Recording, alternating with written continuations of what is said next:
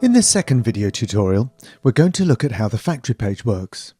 If you've not done so already, be sure to watch the first tutorial on how to record and save a sound. The first thing you'll be prompted to do when you open the factory page is to load a sound.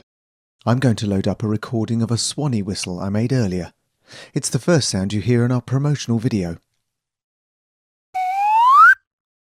Let's see what we can do in the factory to change it into something different. Above the keyboard are the effects which are accessed by the four icons. These are the heart of Mr. Mangle's magical music factory. We've got the echo effects, the room effects, the Mangle effects, and the loud effects. Each effect has a drop-down menu offering you many different presets. Let's try one. You'll be taken back to the factory page, but now you'll see the disappearing echo effect is loaded, as denoted by its icon appearing on the conveyor belt.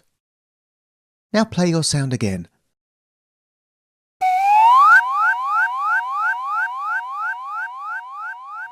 You can hear how it echoes and fades away. Let's get rid of that effect and try another. To remove the effect, click on the Remove Effect button. Let's try a room effect this time. Let's choose the warehouse.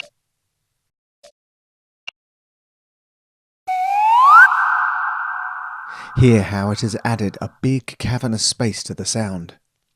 Now let's load up a different sound and try one of the Mangle effects. Let's load up a train whistle sound, which is another sound I recorded earlier.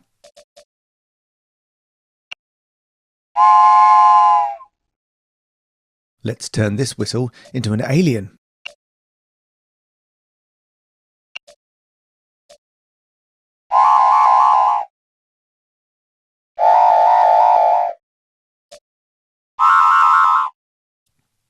A useful feature of the factory is that any effects you add with a sound will stay with that sound until you remove them using the Remove Effect button, even when you change sounds. You can see as I load up the swanny whistle that it still has the effects we added, and so too does the train whistle. Now, the really great thing about the factory is that you can add the effects on top of one another in chains of up to 8 effects at one time. It can completely transform your sound. I'm going to load a sound that I recorded earlier of some bells jingling. Let's have a listen to that by itself. Now I'm going to add some echo, a room,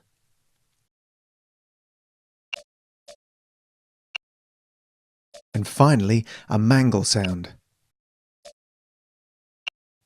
Let's hear what that sounds like now.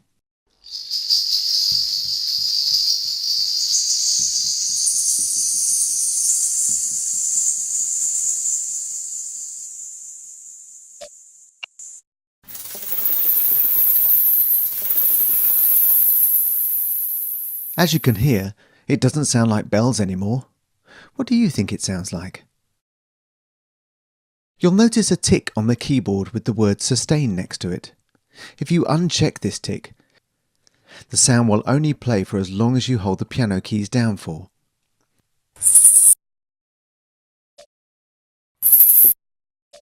This can be useful if you've got a particularly long sound and you only want to hear a bit of it played back. There are many different effects available in the factory.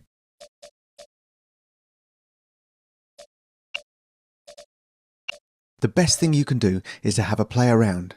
There's no right or wrong. And don't forget, any effects you add to your sound will stay with it until you take them off.